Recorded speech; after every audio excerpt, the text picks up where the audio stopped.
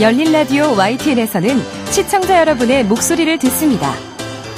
참여 신청과 의견은 유료 문자 샵 0945, 우물정 0945나 YTN 라디오 프로그램 열린 라디오 YTN 게시판을 통해 남겨주세요.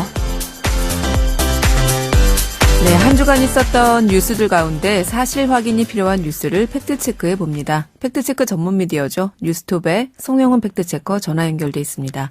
송 기자님 안녕하세요. 네, 안녕하세요. 네. 자, 이번 주부터 본격적인 대선 공식 선거 운동이 시작이 됐는데요. 각 네네. 후보들의 공약이 속속 발표되고 있습니다. 오늘은 이 대선 후보들의 발언과 관련한 팩트체크 준비하셨다고요? 네, 지난 11일 있었죠. 대선 후보 2차 TV 토론에서 나온 발언을 중심으로 좀 팩트체크를 해봤습니다. 네. 좀 특이했던 게 토론이 진행된 130분 동안 민주당에서는 10차례, 국민의힘에서는 12차례 자체 팩트 논평을 냈습니다.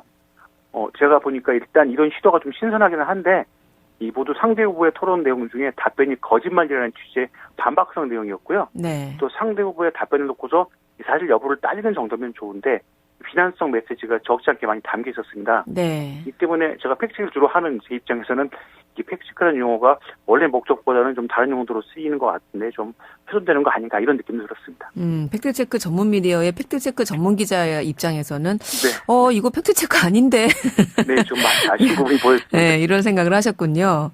네. 네, 맞습니다. 저도 TV 토론을 보면서 이 후보들이 서로 발언을 하면 네. 지금 거짓말을 하고 계신데요. 이 말을 자꾸 하더라고요. 그래서 네. 시청자 입장에서는 진짜 어떤 게 사실이고 거짓인지 좀 헷갈릴 수 있을 것 같은데 네. 자, 한번 그럼 확인을 해보죠. 네. 아무래도 지지율이 높은 두 후보에게 공격이 좀 집중되는 상황이었는데요. 네, 먼저 민주당 이재명 후보와 관련된 내용을 확인해봤습니다. 첫 번째는 이 후보가 조건 없는 전작권, 즉 전시 작전권 환수를 주장했다 이런 내용인데요. 이 토론회에서 국민의힘 윤석열 후보가 전작권 회수하는데 조건이 무슨 필요가 있냐, 그냥 회수하면 되는 거지라고 몰아붙이면서 나온 건데, 이 발언은 지난해 12월 한국신문방송 편집인협회 토론회에서 나온 발언입니다. 네. 당시 토론회 발언 전문을 보면요, 그냥 환수하면 된다, 무슨 조건을 거치냐 이렇게 말했다가 미국과의 합의인 만큼 절차를 지켜야 한다라고 했습니다. 여기서 조건이라는 단어를 두고 두 당이 각각 해석을 좀 달리한 것 같은데요. 나중에 미국과의 절차를 지켜야 한다고 한 만큼 국민의힘이 주장하는 무조건, 즉 프리패스 의미보다는 미국과의 절차라는 조건이 있다는 이재명 후보의 말에 조금 더 힘이 실리는 것 같습니다. 이재명 후보가 조건 없이 전작권 환수를 주장했다.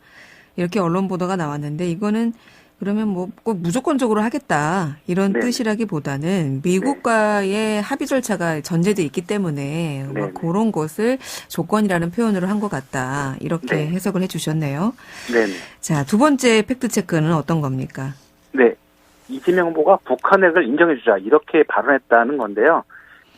일단 찾아보니까 북한 핵 인정하자 이런 똑같은 발언을 한 건 찾을 수가 없었습니다. 네, 그래서 국민의힘 민심에서는 이런 질의가 나오자 지난해 12월 11일 이 후보가 다부동 전두 전적지를 방문한 자리에서 그런 취지의 발언을 했다고 주장을 했습니다. 네. 네, 당시 발언 찾아봤는데요. 이 후보의 발언은 우리가 국방비를 북한에 수십 배 지출한다. 재래전에서는 우리가 압도적으로 앞선다. 그들이 생존하기 위해 핵무기를 개발해 실전 배치했다고 한다. 이렇게 말했습니다. 네. 이게 핵무기라는 현상 그리고 생존을 위해 개발했다는 해석이라고 볼 수 있는데요. 국민의힘에서는 그게 인정하다고 한 거다라는 주장을 한 겁니다. 네. 그렇다면 이제 일단 핵무기 인정하자는 발언은 없는 게 맞고요. 생존하기 위해 핵무기를 개발해 실전 배치했다. 이런 발언이 인정하자고 한 거다라는 건 좀 과도한 해석으로 보입니다.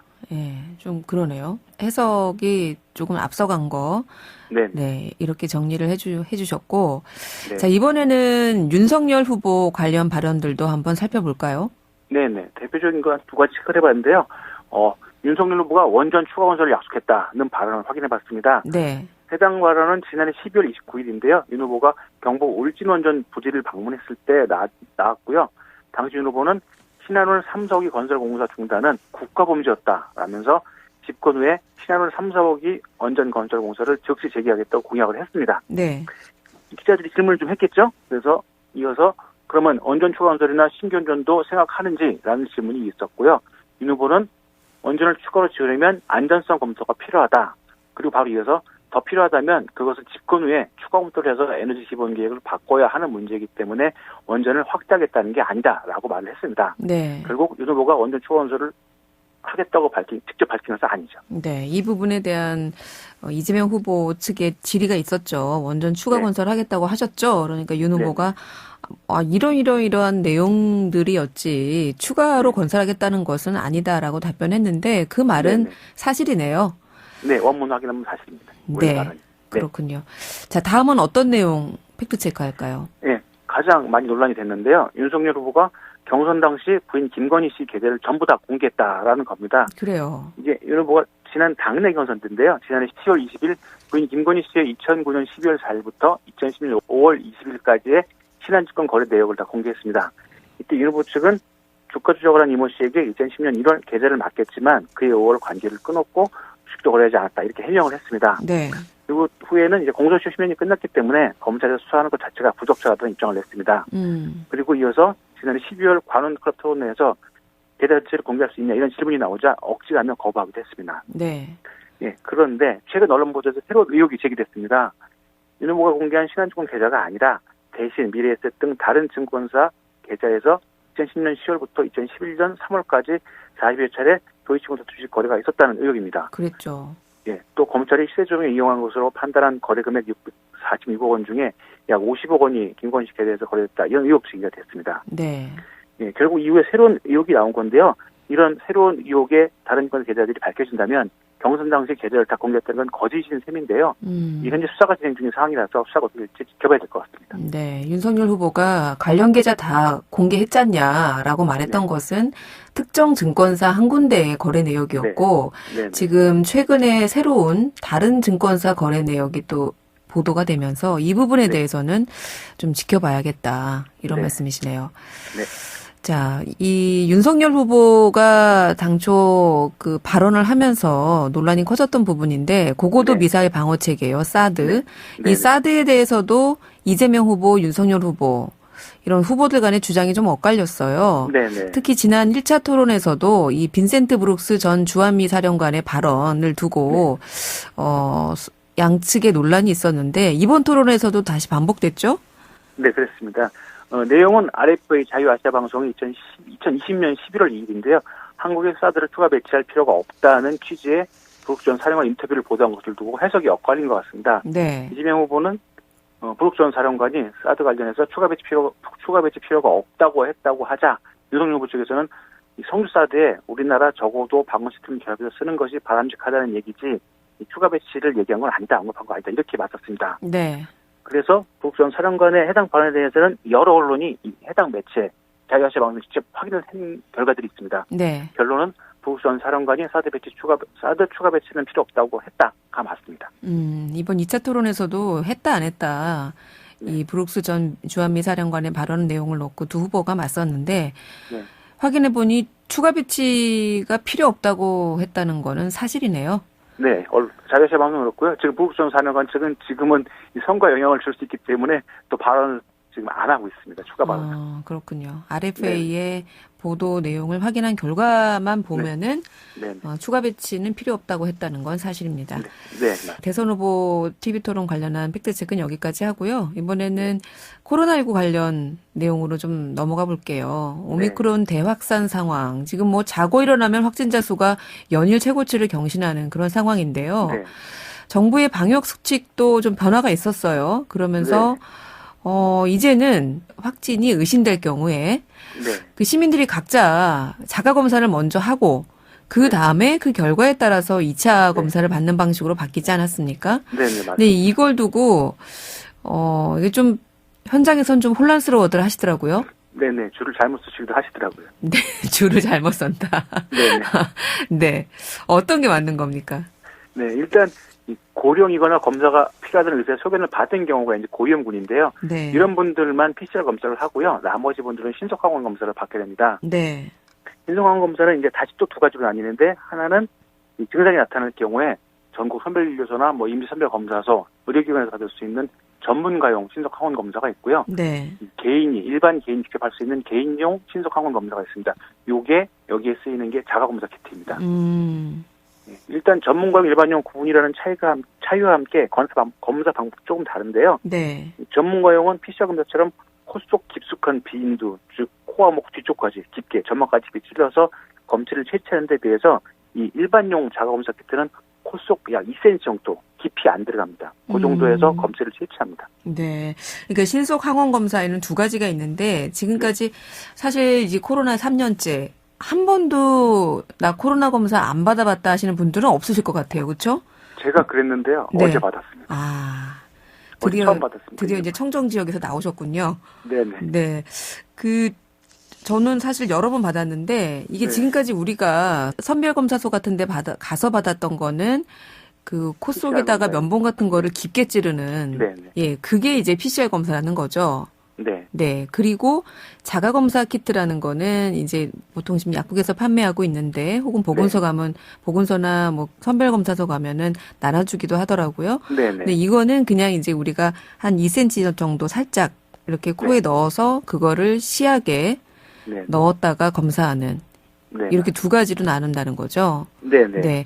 그런데 이 자가검사 키트를 사용해 보신 분들 아마 그래서 더 혼란스러운 것 같은데 정확도가 네. 좀 떨어진다는 얘기가 있어요. 왜냐하면 네. 처음에는 뭐 음성이 나왔는데 며칠 후에 했더니 양성이 나왔다. 네. 뭐 이런 얘기들이 많거든요. 네. 우선 신속 항원 검사 방식은 이제 유전자 증폭을 거치는 건데요. 이 네. PCR 검사가 유전자 증폭을 거치는데 이거랑 달리 항원 단백질을 확인하는 방식입니다. 바이러스 그 자체를 검출해 보는 거죠. 그래서 PCR 검사보다 정확도가 떨어진다는 지적이 나오고 있는데 바이러스가 많이 나올 때 하면 정확도가 높고요. 많이 나오지 않을 때 하면 낮을 수밖에 없습니다. 예, 그러다 보니 이게 검사 시점에 따라서 결과가 달라질 수 있는데 네. 오늘 자가검사에서 음성이랑 결과가 나왔어도 하루 이틀 후 같은 검사에서 양성이 나올 수 있습니다. 근데 이게 PCR 검사 좀 비슷한데요. 네. 최근 가족 4명 중에 3명이 양성으로 확인됐는데 한 명만 음성으로 나왔다가 며칠 후에 양성으로 확인된 사례가 있었습니다. 네. 게다가 백신 접종과 상해 있는 어린이였고요. 주변에서 이었던 얘기인데요. 이런 사례가 있어서 좀 이렇게 혼란이 올 수 있고요. 그리고 또 일반인 자가검사의 경우는 이제 원칙대로 잘 진행했는 여부에 따라서 이 결과가 달라질 수 있습니다. 네. 그래서 정확도가 90%까지 이른다는 평가도 있는 반면에 민감도 65.3%, 게다가 무증상 감염자에게서는 44%까지 떨어진다. 이런 평가도 같이 나오고 있습니다. 정확도가 상당히 떨어질 수 있다라는 얘기도 나오고 있군요. 네. 근데 이 자가 진단 키트의 경우에 누가 해주는 게 아니라 내 스스로 코 속에 이거를 이렇게 찔러서 해야 하잖아요. 네. 그러다 보니까 좀 겁도 나고 좀 불편하기도 해요. 네. 이 사용법을 좀 정확하게 아는 게 중요할 것 같은데 사용법 네. 안내 좀 해주시겠어요? 네, 핵심적인 내용만 알려드리면요. 일단 뭐 본인이 하는 것보다는 가족이 하는 게 좀 더 잘할 것 같긴 한데요. 우선 검사 전에 손을 깨끗이 씻고 또 필요하다면 일회용 장갑을 사용해서 오염과 감염을 주의하셔야 하고요.